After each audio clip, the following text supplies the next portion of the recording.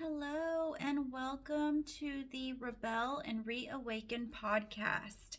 I'm your host, Teresa Mitchell, and I am so excited to have you on this journey with me.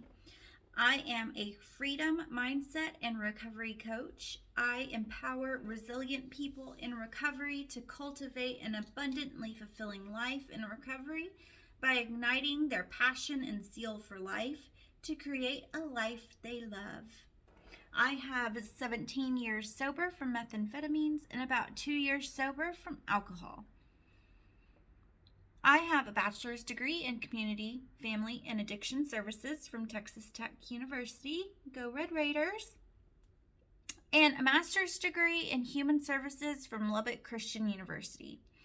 I was on track to have my master's degree in counseling when the universe presented me with the opportunity and the knowledge of the Master's in Human Services program. I immediately fell in love with the life coaching aspect of this degree and switched my majors. I knew I wanted to help people with substance and behavioral use disorders, but I wanted to have the freedom to explore various methods and to truly have the ability to coach my clients rather than to be confined to the limits of traditional counseling. So I switched my majors and here we are. I truly believe that no one method of recovery fits all. Likewise, I understand that we are all on a unique journey in life, and so our recovery journey should be unique as well. Throughout this podcast, you will hear me discuss all kinds of methods for getting, staying, and living a clean and sober life. The goal of this podcast is to give you actionable items that you can use to help you stay sober, but also create a sober life that is much more than just being a dry drunk. When working with clients, I always ask them to take my Rate Your Recovery survey. In this survey, I ask questions that help me and you determine where you are in your recovery journey. At level 1, all you can think about all day, every day is just staying clean. You are early in recovery and you don't think of much else except not drinking or using. If this is you, let me say you are a freaking rock star. You have taken the first step and you've quit. That is freaking huge. This is the hardest part. This is going to be rough, but it does get better. And there is an amazing life waiting for you on the other side of level 1. Around level 5, you are more secure in your recovery, you know the likelihood of relapse is decreasing, and you rarely feel tempted, but you are bored. You're wondering if there is more to life or if this is it. You're just the boring DD that never gets to drink or have fun again, or you are the person in recovery who can't ever go to another party or barbecue or social function because you can't be around booze. At level 10, this is the ultimate goal. You are living life to the fullest for a large percentage of your daily life.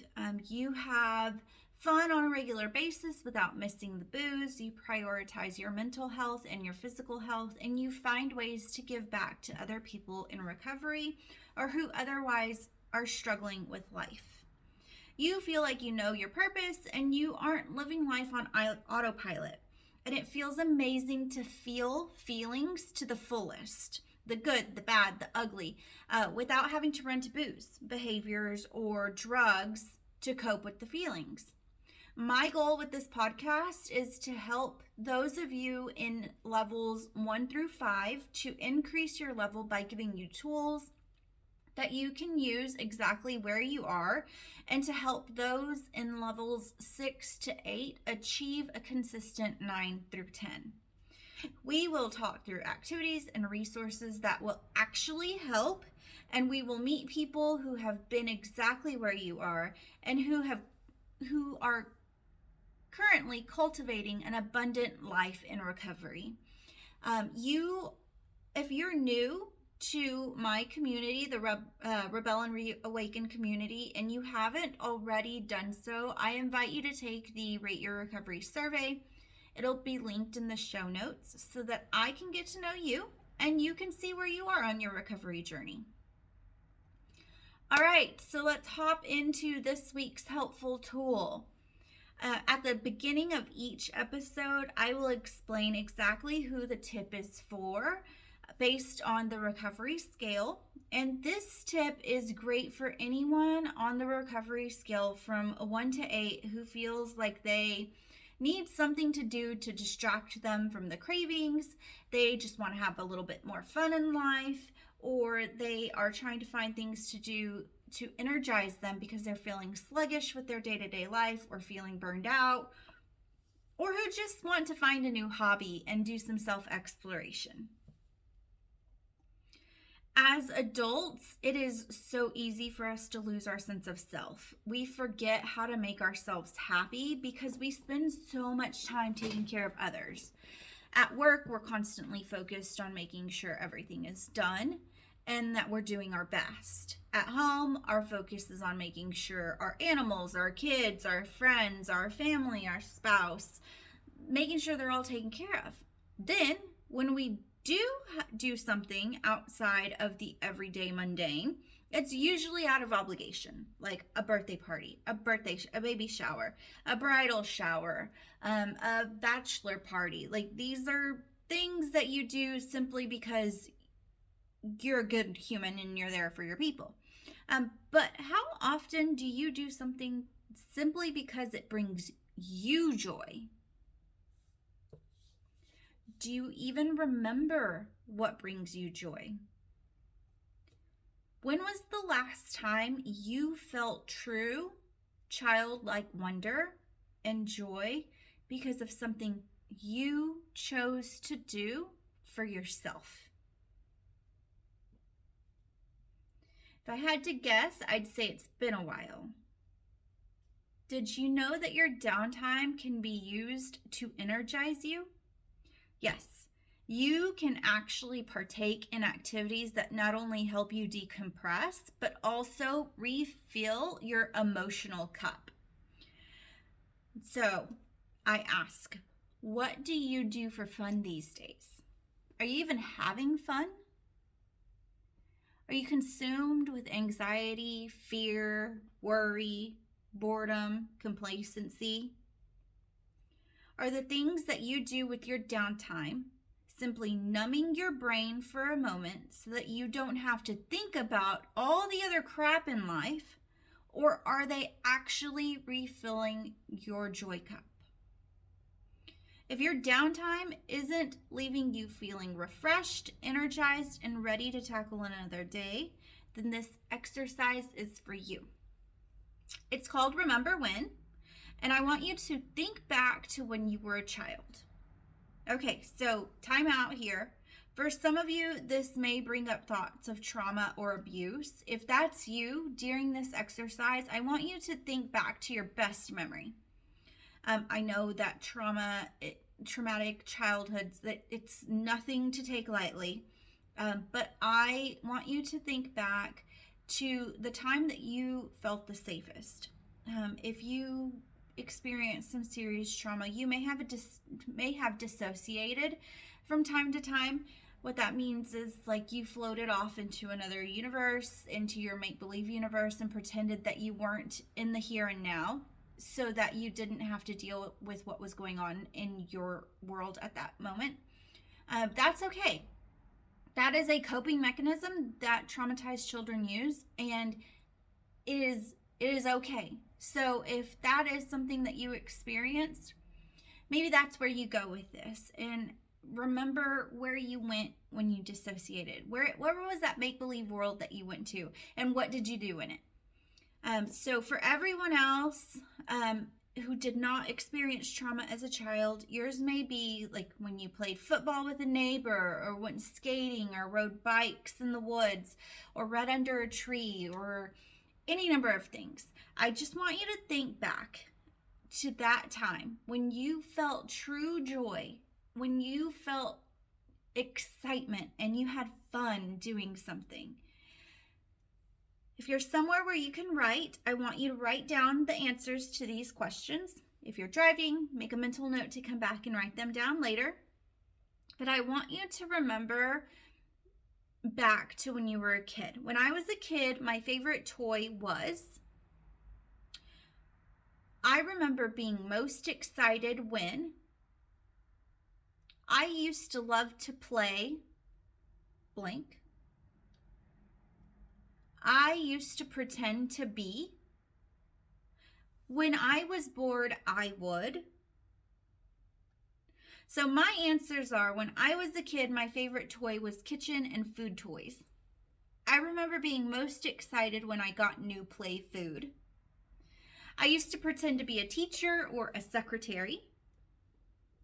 When I was bored, I would go for a walk outside. So I want you to try to think about these answers, because when you were a child, the sky was the limit and you thought you could do anything. You could be anything, and you let your imagination run wild. You didn't have the world's limitations put on you yet. You still had that childlike joy and curiosity. So that's why I want you to get back to those things and find little ways to incorporate them into your daily life. So I used to pretend to cook. I love to cook now as an adult. I use it as a way to decompress. I love to explore the grocery store and find cool new ingredients and find new ways to use them. So that's how I reincorporate that childlike joy back into my life and use it as a way to decompress and a way to fill up my own cup. And I love presenting my family with new cool dishes, or that first taste of that experimental dish that I created. When I was a single mom, I didn't get a whole lot of extra time. And so I taught my daughter to cook. I would let her do little things that didn't really matter if she messed up. I'd get her a butter knife and, a cucumber and let her chop up some cucumbers. It kept her busy and it let me enjoy what I was doing.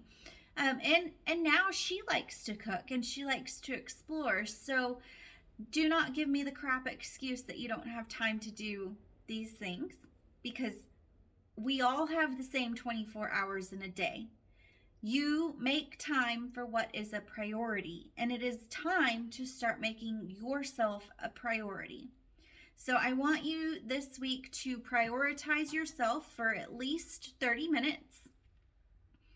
I want you to take some of the answers to these questions and incorporate them into your life. So I make sure I take a walk at least twice a week.